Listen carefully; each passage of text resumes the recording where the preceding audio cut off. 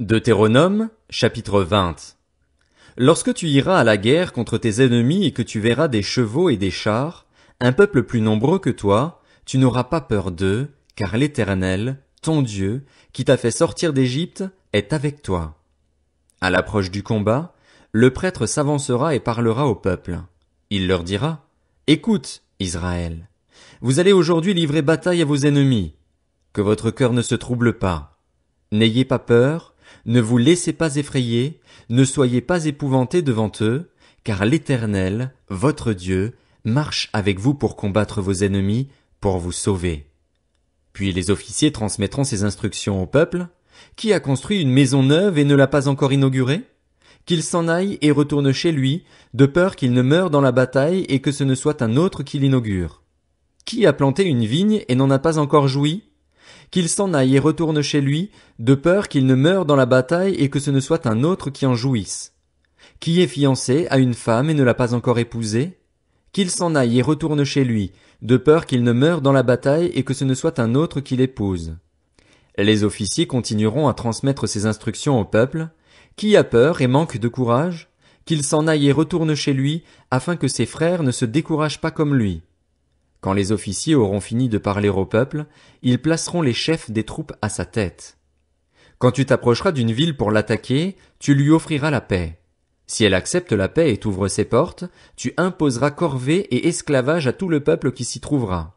Si elle n'accepte pas de faire la paix avec toi et qu'elle veuille te faire la guerre, alors tu l'assiégeras. Et une fois que l'Éternel, ton Dieu, l'aura livré entre tes mains, tu feras passer tous ces hommes au fil de l'épée. En revanche, tu prendras pour toi les femmes, les enfants, le bétail, tout ce qui sera dans la ville, tout son butin, et tu mangeras le butin de tes ennemis que l'Éternel, ton Dieu, t'aura livré. C'est ainsi que tu agiras envers toutes les villes qui sont très loin de toi et ne font pas partie de ces nations-ci. Mais dans les villes des peuples dont l'Éternel, ton Dieu, te donne le pays pour héritage, tu ne laisseras la vie à rien de ceux qui respirent. Oui, tu extermineras ces peuples, les Hittites, les Amoréens, les Cananéens, les Phéréziens, les Héviens et les Jébusiens, comme l'Éternel, ton Dieu, te l'a ordonné, afin qu'ils ne vous apprennent pas à imiter toutes les pratiques abominables auxquelles ils se livrent en l'honneur de leur Dieu, et que vous ne péchiez pas contre l'Éternel, votre Dieu. Si tu fais un long siège pour t'emparer d'une ville contre laquelle tu es en guerre, tu ne détruiras pas les arbres en y portant la hache. Tu t'en nourriras, mais tu ne les abattras pas. En effet, l'arbre des champs est-il un homme pour être assiégé par toi?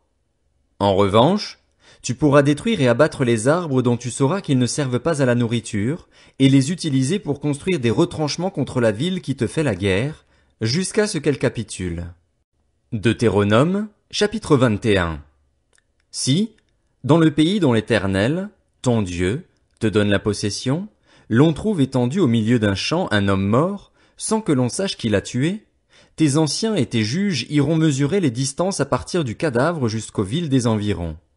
Quand on aura déterminé quelle est la ville la plus proche du cadavre, les anciens de cette ville prendront une génisse qui n'ait jamais servi au travail ni été attelée avec un joug.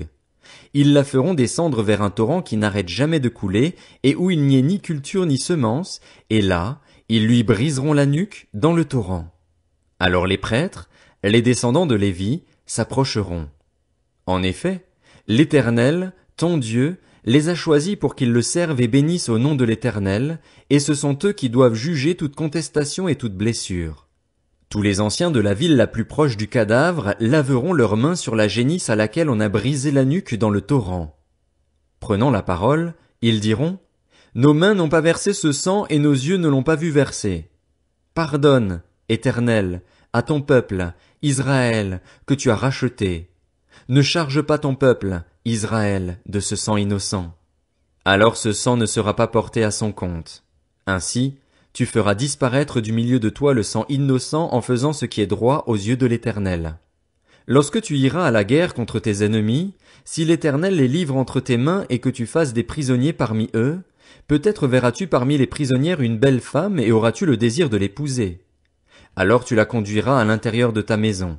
Elle se rasera la tête, se coupera les ongles et quittera les vêtements qu'elle portait quand elle a été faite prisonnière.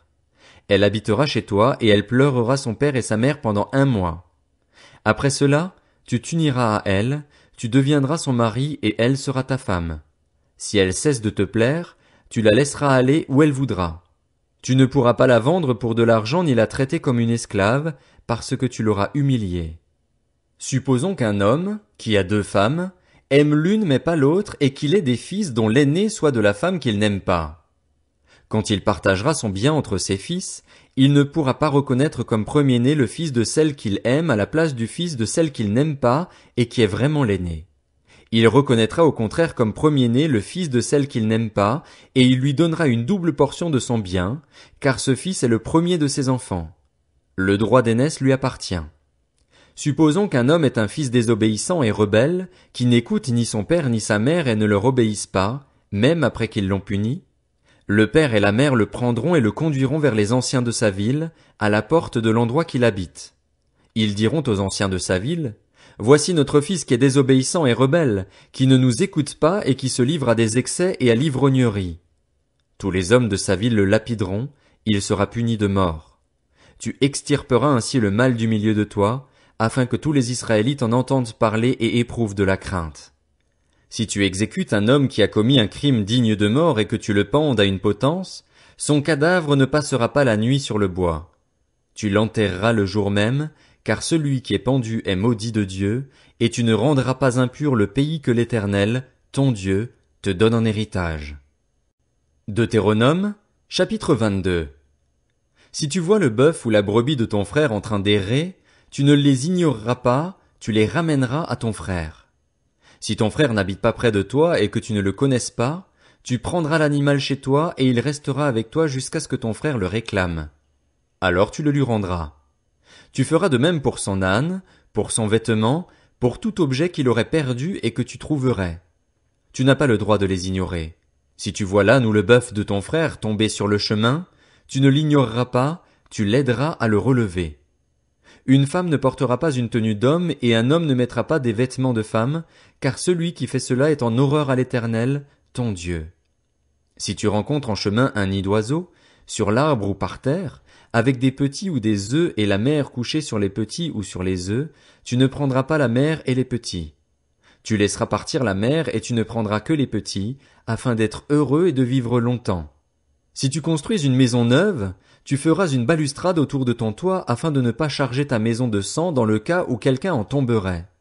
Tu ne sèmeras pas diverses semences dans ta vigne, sinon tu devras consacrer aussi bien le produit de tes semailles que celui de la vigne. Tu ne laboureras pas avec un bœuf et un âne attelés ensemble. Tu ne porteras pas un vêtement tissé de diverses espèces de fils, de laine et de lin réunis ensemble. Tu mettras des franges aux 4 coins du vêtement dont tu te couvriras. Supposons qu'un homme, qui a épousé une femme et s'est uni à elle, se mette ensuite à la détester, à lui attribuer des actes criminels et à porter atteinte à sa réputation en disant « J'ai épousé cette femme, je me suis approché d'elle et je ne l'ai pas trouvée vierge. » Alors le père et la mère de la jeune femme prendront les preuves de sa virginité et les produiront devant les anciens de la ville, à la porte. Le père de la jeune femme dira aux anciens « J'ai donné ma fille en mariage à cet homme et il s'est mis à la détester. Il lui attribue des actes criminels en disant qu'il n'a pas trouvé ma fille vierge. Or voici les preuves de la virginité de ma fille. » Et ses parents déplieront son drap devant les anciens de la ville. Les anciens de la ville s'empareront alors de cet homme et le puniront. De plus, parce qu'il a porté atteinte à la réputation d'une vierge d'Israël, ils le condamneront à une amende de 100 pièces d'argent qu'ils donneront au père de la jeune femme. Elle restera sa femme et il ne pourra pas la renvoyer tant qu'il vivra. En revanche, si le fait est vrai et que la jeune femme ne s'est pas trouvée vierge, on la fera sortir à l'entrée de la maison de son père. Elle sera lapidée par les habitants de la ville, elle sera punie de mort parce qu'elle a commis un acte odieux en Israël en se prostituant dans la maison de son père. Tu extirperas ainsi le mal du milieu d'Israël. Si l'on trouve un homme en train de coucher avec une femme mariée, ils mourront tous les deux, l'homme qui a couché avec la femme, ainsi que la femme. Tu extirperas ainsi le mal du milieu d'Israël. Si une jeune fille vierge est fiancée et qu'un homme la rencontre dans la ville et couche avec elle, vous les conduirez tous les deux à la porte de la ville. Vous les lapiderez, ils seront punis de mort, la jeune fille pour n'avoir pas crié dans la ville, et l'homme pour avoir déshonoré la femme de son prochain. Tu extirperas ainsi le mal du milieu de toi. Mais si c'est dans les champs que cet homme rencontre la jeune femme fiancée, s'empare d'elle et couche avec elle, seul l'homme qui aura couché avec elle sera puni de mort. Tu ne feras rien à la jeune fille. Elle n'est pas coupable d'un crime digne de mort, car c'est le même cas que celui où un homme se jette sur son prochain et lui enlève la vie. La jeune fille fiancée que cet homme a rencontrée dans les champs a pu crier sans qu'il y ait eu personne pour la secourir. Si un homme rencontre une jeune fille vierge non fiancée, s'empare d'elle et couche avec elle, et qu'on vienne à les surprendre, l'homme qui aura couché avec la jeune fille donnera 50 pièces d'argent au père de celle-ci. De plus, parce qu'il l'a déshonorée, il la prendra pour femme et il ne pourra pas la renvoyer tant qu'il vivra. Deutéronome, chapitre 23. Personne ne prendra la femme de son père et ne soulèvera la couverture de son père. L'homme dont les testicules ont été écrasés ou l'urètre coupé n'entrera pas dans l'assemblée de l'Éternel. Celui qui est issu d'une union interdite n'entrera pas dans l'assemblée de l'Éternel. Même sa 10e génération n'y entrera pas. L'Ammonite et le Moabite n'entreront pas dans l'assemblée de l'Éternel, même à la 10e génération, et ce pour toujours, parce qu'ils ne sont pas venus à votre rencontre avec du pain et de l'eau, sur le chemin de votre sortie d'Égypte, et parce qu'ils ont soudoyé à tes dépens Balaam, fils de Béor, de Pétor en Mésopotamie, pour qu'ils te maudissent. Mais l'Éternel, ton Dieu, n'a pas voulu écouter Balaam et il a changé pour toi la malédiction en bénédiction, parce qu'il t'aime. Tu ne rechercheras ni leur prospérité ni leur bien-être tant que tu vivras, et ce pour toujours. Tu n'auras pas l'Édomite en horreur, car il est ton frère, ni l'Égyptien, car tu as été étranger dans son pays. Leurs descendants à la 3e génération pourront entrer dans l'assemblée de l'Éternel. Lorsque tu partiras en campagne contre tes ennemis, garde-toi de toute chose mauvaise. S'il y a chez toi un homme qui ne soit pas pur suite à une souillure nocturne, il sortira du camp et n'y rentrera pas. Sur le soir, il se lavera dans l'eau, et après le coucher du soleil, il pourra rentrer au camp. Tu auras un endroit prévu à l'extérieur du camp, et c'est là dehors que tu iras pour tes besoins. Dans ton équipement, tu auras un outil dont tu te serviras pour faire un creux et recouvrir tes excréments quand tu voudras aller dehors. En effet, l'Éternel, ton Dieu, marche au milieu de ton camp pour te protéger et te livrer tes ennemis. Ton camp devra donc être saint, afin que l'Éternel ne voie rien d'impur chez toi et qu'il ne se détourne pas de toi. Tu ne livreras pas à son maître un esclave qui se sera réfugié chez toi après l'avoir quitté. Il habitera avec toi, au milieu de toi, à l'endroit qu'il choisira dans l'une de tes villes, où bon lui semblera, tu ne l'exploiteras pas. Il n'y aura aucune prostituée parmi les filles d'Israël, ni aucun prostitué parmi les fils d'Israël. Tu n'apporteras pas dans la maison de l'Éternel, ton Dieu, pour l'accomplissement d'un vœu, le salaire d'une prostituée ou le prix d'un chien. En effet, l'un et l'autre sont en horreur à l'Éternel, ton Dieu. Tu n'exigeras de ton frère aucun intérêt, ni pour de l'argent, ni pour des vivres, ni pour rien de ce qui se prête à intérêt. Tu pourras exiger un intérêt de l'étranger, mais pas de ton frère, afin que l'Éternel, ton Dieu, te bénisse dans tout ce que tu entreprendras dans le pays dont tu vas entrer en possession. Si tu fais un vœu à l'Éternel, ton Dieu, tu ne tarderas pas à l'accomplir, car l'Éternel, ton Dieu, t'en demanderait compte et tu te chargerais d'un péché. Si tu t'abstiens de faire un vœu, tu ne commettras pas de péché. Mais tu respecteras et tu accompliras ce qui sortira de tes lèvres, en te conformant au vœu que tu feras volontairement à l'Éternel, ton Dieu, et que ta bouche aura prononcé. Si tu entres dans la vigne de ton prochain, tu pourras à volonté manger des raisins et t'en rassasier, mais tu n'en mettras pas dans ton panier. Si tu entres dans les champs de blé de ton prochain, tu pourras cueillir des épis avec la main, mais tu n'agiteras pas la faucille sur les blés de ton prochain.